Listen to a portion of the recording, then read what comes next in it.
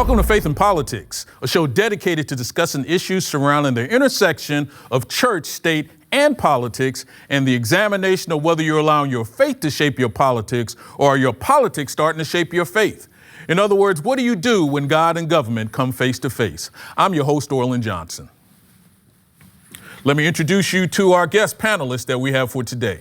First, we have Mr. Reheard Baker, who's the president and CEO of the Baker Strategy Group and the University of Maryland professor of public policy. We also have Ms. Melissa Reed, who's here with us, who's the director of government affairs for the North American division of the Seventh-day Adventist Church. We have with us Mr. Tim Schultz, who's the president of the First Amendment Partnership, an organization dedicated to protecting religious freedom for Americans of all faiths. And we also have here with us Mr. Lawrence Brown, who's the senior pastor of the Queensboro Seventh-day Adventist Church in New York City. Great to have you guys with us today and looking forward to our conversation. You know, it's an interesting case that's getting started, and we're starting to hear this conversation that's moving around in a lot of different places. But at the University of Colorado right now, they have a coach by the name of Deion Sanders. And Coach Sanders actually is an individual who has spent a lot of his time focusing on the importance of his faith and what God has done for him, and that seems to be a natural part of his conversation. 3 months ago, he joined the program. He's basically gotten his new employer now tangled up in religious freedom fights on both sides. Since he's been involved, there have been 2 faith-based religious organizations that have contacted the school about Sanders, saying that his religious habits are too much. On the other hand, there are other groups that are coming in and saying, well, that's what he's all about, and that's why we brought him here. The real question that's coming up now is the fact that you have multiple groups who are complaining, saying that this is a public university, and therefore the opportunity to have somebody focusing on their faith and their Christianity in a specificity way is something that's problematic. You know, Lawrence, when you hear this type of conversation, and we start thinking now about the fact that we have institutions that are saying that we are literally here for sports and sports alone, I'm not sure it's a bad idea that if you're sending your children there and you don't have any religious connection in any way, that maybe it's okay for the school to say, you got to tamp that conversation down a little bit, or am I going too far with this? Lawrence, what's your thoughts on that? So first of all, Deion Sanders, a lightning rod for controversy. Where have we seen that movie before? Unfortunately, what this comes down to in many instances is a larger than life personality, the same way before he quote unquote met the Lord, got him in trouble in different ways. Now that he has apparently an active relationship with God, that same larger than life personality is spilling out and creating an issue. And I'm going to say this, maybe it's just how I'm wired. I've always been of the opinion that your active relationship with the Lord should govern your life, but I have avoided turning it into a flag that as I walk down the street, I'm smacking people in the face with it. Because at the end of the day, if you create an environment where people feel as though if I don't do this, I'm going to be ostracized, or if I don't do that, I'm going to be ostracized, then it's very problematic, especially at a public school. Deion can be in love with the Lord and at the same time not have a situation where students and coaches and different ones are made to feel a little awkward because it's like, hey, I came here to play football, not to have somebody look at me funny if I'm not part of a prayer meeting. So I sympathize with the school wanting him to have a more balanced approach. Hey, and guess what? Newsflash, balanced approach is possible. It is not undoable.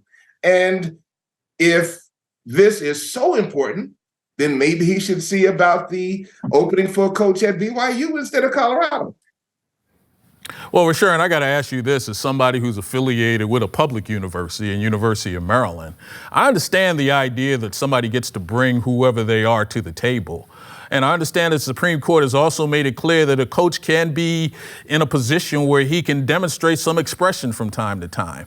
But when you have someone who's responsible for determining whether you play or don't play, and potentially may in their mind have a certain amount of prejudices towards you because of maybe what your faith is or your unwillingness to hear about his faith. Can that be creating a problem in which, maybe if we leave this on the sidelines, everybody will be better off? No, it can create a problem. Let me just say, I agree with my good friend, Mr. Brown, on his comments and the balanced approach. I think one of the problems or one of the issues that comes up, especially in sports, it's one of those motivating things. All sports, especially athletes who overcome things, they want to share how they overcame those issues. So you're trying to inspire people. You're trying to get them to go the extra mile. And a lot of us, and myself included, look back on our faith that got us through these moments. So as you're trying to inspire kids who are coming from various backgrounds, how to overcome, how to be fair players, faith comes into that. It would be no different if, let's say, Deion Sanders was practicing stoicism, and he tried to inspire his students through the philosophy, the 4 principles of stoicism. I think that's where you come into it. And I do think, as I said, my good friend, Mr. Brown, had it right. And that is, how do you have that balanced approach? Because you want that to inspire students, to motivate athletes, and to make them better people. But at the same time, you don't want to hit them over the head with it. But Melissa, you're somebody who has to go down on Capitol Hill and talking about how you protect religious freedom and things of that nature, and looking out for legislation that may not work against religious organizations. But when you look at a situation like this, and it seems like the church or religion or your beliefs may, quote unquote, start to take a priority or start to appear as though that you are entitled to do so, despite what the laws and other activities may say, does that sometimes make your job a little tougher? Or is it the type of thing where this is the type of stuff we should be pushing for? How do you see that when you have to juxtapose those two positions, and sometimes when you're in Capitol Hill and other locations talking about these issues? Sure. Well, it always helps when the issue or the policy or the belief system that you're advocating for is well respected within the community that you're advocating in, right? And so I think, first of all, no one should be surprised. School administrators should not be surprised by the behavior of Deion Sanders. This was standard practice at his previous school.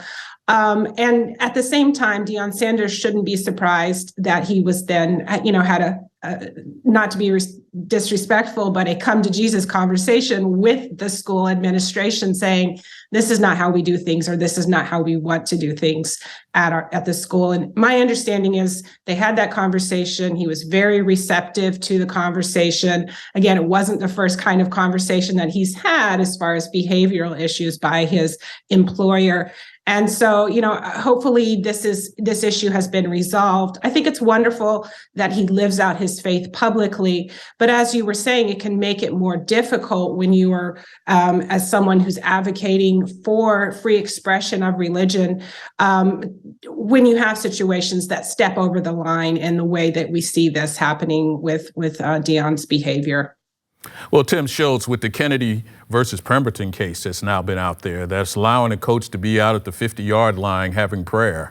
I mean, when you take a look at that in conjunction of what we're talking about with Deion, it almost seems like Deion is even in a stronger position to be able to do certain things. He may say, listen, I want to pray alone in my locker room, and whoever wants to stay with me can stay with me.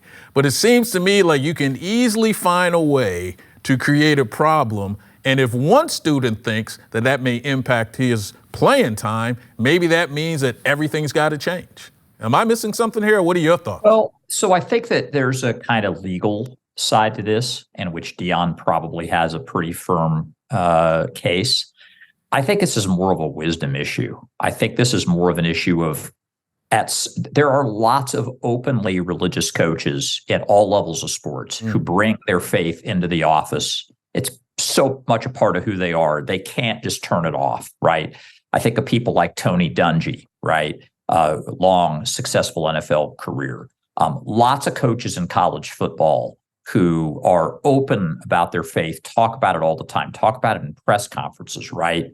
I think that there's a difference. There's a wisdom issue when you're having student-led prayer as part of an organized team activity, right? That maybe creates a kind of coercive feeling to people who don't share the faith.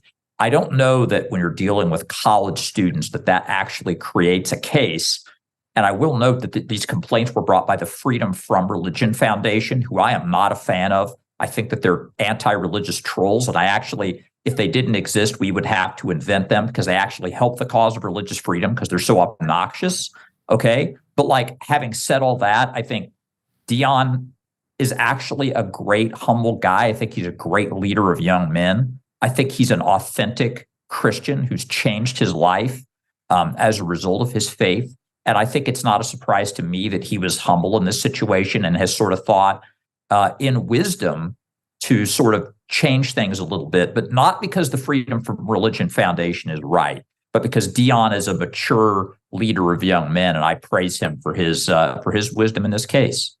So if I'm a parent, Lawrence, and I don't think that Deion is this mature leader, but as opposed to being somebody who has had his own personal conversion, that I won't have nothing to do with my child having that conversion, is it unreasonable from a parental standpoint to say, I get where the courts say, I understand this is part of who you are, but I'm looking for a clear line in the sand. Is that unreasonable? Well, nice work if you can get it. But unfortunately, the way things are today, that may be something that's going to have to be on next year's Christmas list, because I'm not sure you're going to get it this year. And as a parent, I can understand you want your child to have a certain experience.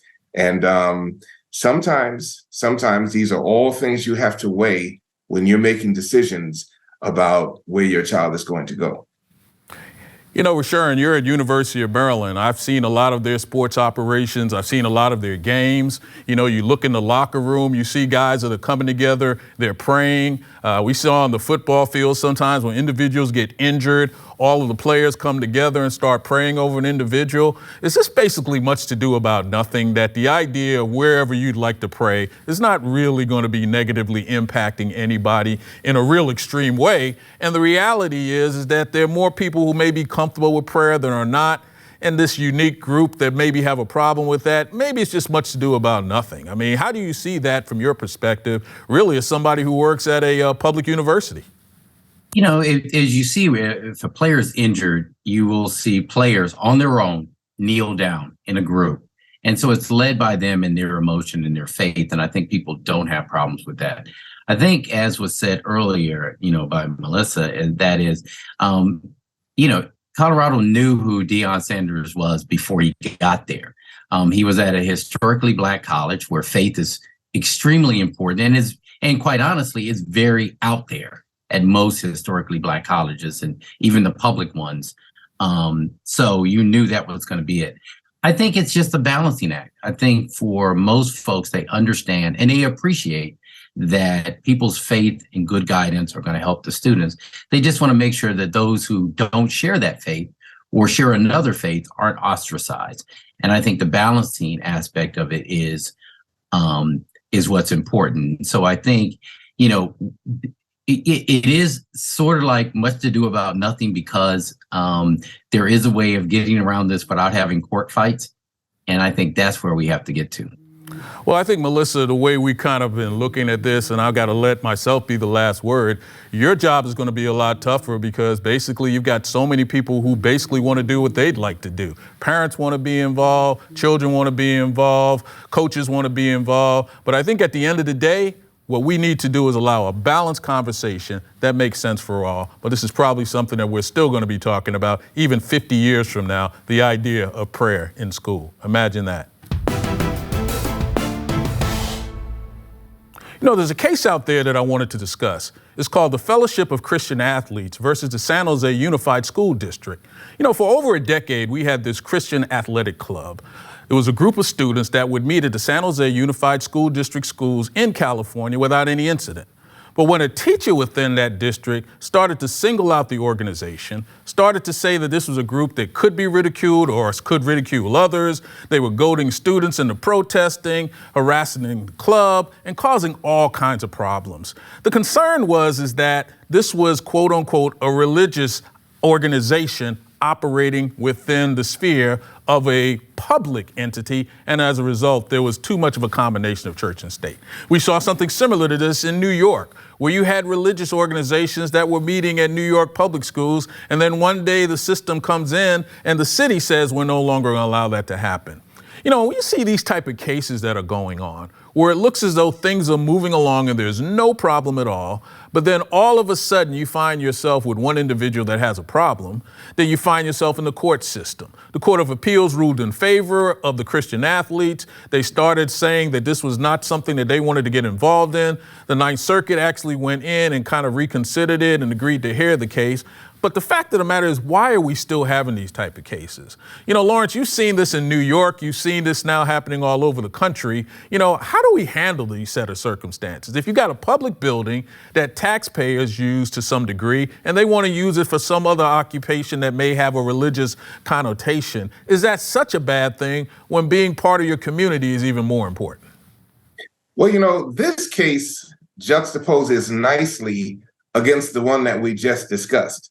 Because here you have a group that has been low key and has, without incident, been a part of the community, a part of the fabric. And all of a sudden, one person decides that there's an issue here and turns it into something other than clearly what it needed to be. My problem is when people take it upon themselves to be so obnoxious. And in the previous segment, my colleague used a word that fits here, you know, trolling. When somebody takes it upon themselves to be so obnoxious, it reminds us that if the history of a thing is that it's able to operate and there's no incident, and you don't have this awful disruption of life as we know it, that in and of itself ought to be a strong indicator that there's no problem here, and so we don't need to fix it. I am thankful for the work that we're called to do, because without this work, the obnoxious individual out there who suddenly wakes up on the wrong side of the bed and his bed is against the wall and he smacks his head and decides that now is his mission to go and make life miserable for other people, they would have free reign and free run. And that would be a very unfortunate thing. But Reheard, what's wrong with me being a committee of one?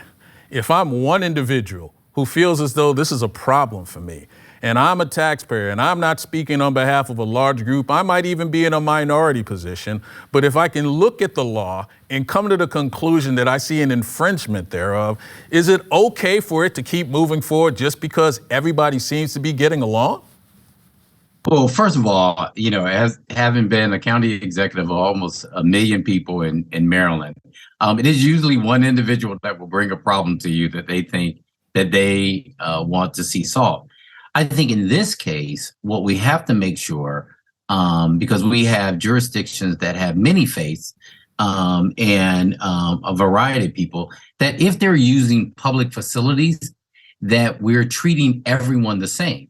So the fact that in New York, this facility was open to this religious group, and as long as that facility was open to other groups of faith and were not being discriminated against, there was no problem. So even though this one individual may have a problem with the issue, it's always making sure that you're treating everybody the same.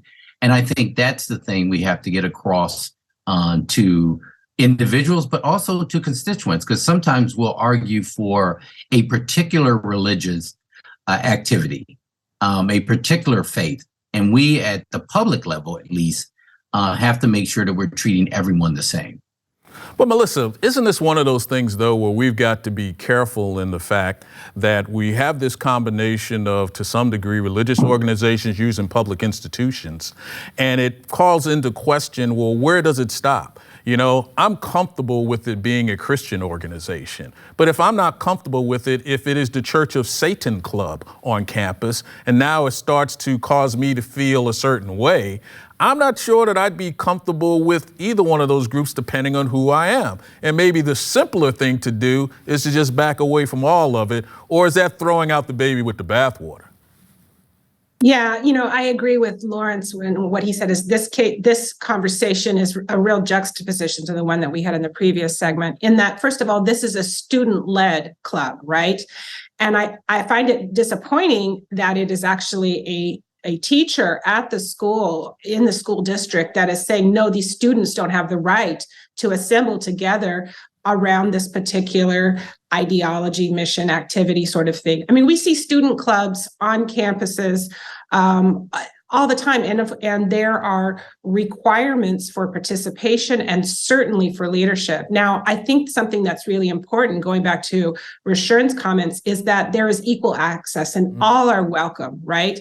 And that's exactly my understanding of this situation, is that all are welcome to attend these meetings. They're simply wanting to be able to determine the direction of the club's ministry with its student leadership. And again, that's a right that's protected under the First Amendment and the Equal Access Act. And so it's really tough to see, again, these students who, it's not that the complaint is that they are, that it's behavioral issues or anything. It's just, an anti-religious bias. And I think that's unfortunate. And I'm glad to see the court has responded in the way that it has so far.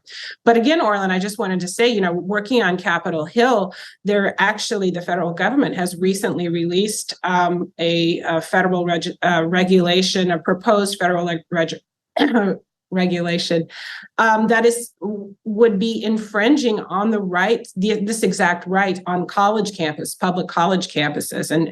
And my work with the Seventh-day Adventist Church, we've been involved in that conversation because, again, students should be able to determine the direction of their organization's leadership.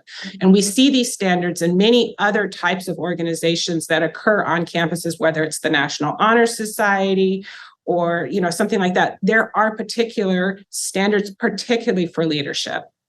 Well, Tim, I got to ask you, as somebody who represents a number of different religious organizations, the idea that when you are talking about what I would call mainstream religion, Christianity, and some other religions that seem to, quote unquote, be okay from a societal standpoint, there are some of the smaller religions, some of the more controversial religions. I was on a panel the other day with somebody who is part of a pagan organization and was talking so much about how they're discriminated against. How do we ensure that it's not my personal point of view?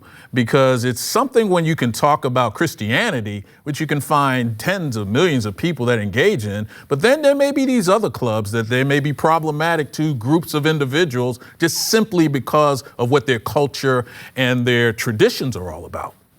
Well, so I'm in favor of the pagan group or even the Satanist group being able to meet on campus, as much as I may disagree with their truth claims. It's important to note here that the Fellowship of Christian Athletes, vis-a-vis the San Jose School District, is a religious minority. It's not just one guy who made the complaint. The entire San Jose School District is siding with that one teacher who made the complaint. They're the ones continuing to prosecute this case and to continue. They have appealed the case because they want to kick the Fellowship of Christian Athletes off of campus. And we've kind of missed the elephant in the room here. The conflict here was an LGBT rights claim. Right, the Fellowship of Christian Athletes says that everybody can join or come to their meetings, but they do require their leaders to sign a faith statement, and the faith statement includes an affirmation of their understanding of Christianity, which, by the way, is the same one that the Seventh-day Adventist Church has, the same one that the Catholic Church has, the same one that hundreds of millions of Americans subscribe to, but not the San Jose School District. Right, so this is a case that only arose because the Fellowship of Christian Athletes has a requirement of its leadership. And I should say one more thing, and we've kind of missed this. We've talked about it, but we've missed it. The Ninth Circuit is generally seen as a more progressive circuit court of appeals, not as progressive as they used to be. That would be impossible. But they're still one of the more progressive courts of appeals in the country. They ruled in favor of the Fellowship of Christian Athletes. And one of the things they noted in their opinion was there was a naked hostility by the school district toward the religious beliefs of the Fellowship of Christian Athletes. And that a lot of this was just driven by what they called plain old animus against them. That is unconstitutional. They also noted that there were plenty of other clubs on campus that have facially discriminatory policies. That is, they're open only to men, or they're open only to women. They're open only to people of certain races or certain gender identities. Certain clubs on campus that are allowed to do that, they treated only the Fellowship of Christian Athletes as an outlaw in this case. So I actually think this is an easy case from a legal perspective, but we don't want to miss the elephant in the room here, that this arose because the Fellowship of Christian Athletes policies runs afoul of the majority sensibilities of the San Jose School District. The Fellowship of Christian Athletes is the religious minority in this case. You know, the irony of all of this is, you know, you start looking at these type of cases and we talk about the law so much. We talk about that it's clear in this status, it's clear in that status. But the problem is at the end of the day, the law is simply about the people who have to execute the law. And when those individuals who get involved have differing points of view and come from different cultural biases, and as I heard someone say the other day, that if you are a Christian, that there probably is some type of bias that you have in your life in some form or fashion. These biases are simply a part of who we are, and having the courts come in and hopefully at least put some guardrails around it is the only thing it looks like we're going to be able to do. But the reality is that we're going to see these type of issues, and if we are not standing up, we're going to find ourselves basically run over when it's all said and done. So thank you for that information in that particular segment. Lawrence, tell me something I don't know. I was once the pastor of a church here in New York that was denied the use of a public school auditorium because it was a church that wanted to use it. Wow. Tim Schultz, tell me something I don't know. The greatest religious football coach in history is fictional. It's Coach Eric Taylor, Dillon, Texas, the TV show Friday Night Lights. He prayed with his players on multiple occasions to great effect. If you haven't seen the show, I would recommend you watch. Didn't know that, Tim. Rashawn, tell me something I don't know. Those of us who live in the Washington, Virginia, and Maryland area, next year's Maryland Senate race will be the most expensive in the history of Maryland, and we may get our first African-American female senator, U.S. senator. Wow. Melissa, tell me something I don't know. Okay, Orlin, I'm taking it back to Deion Sanders. So, you know, Deion has many nicknames, one of which is Prime Time. Did you know, Orlin, that he earned that nickname for his skill on the basketball court back in high school and not the football field? Did not know that. Wow. Well, guys, thanks so much for being here with us, and enjoy that conversation and all the new information. Thanks again for being with us. Hope you enjoyed our conversation. Just remember, if it's about God and government, it's faith and politics. See you next time.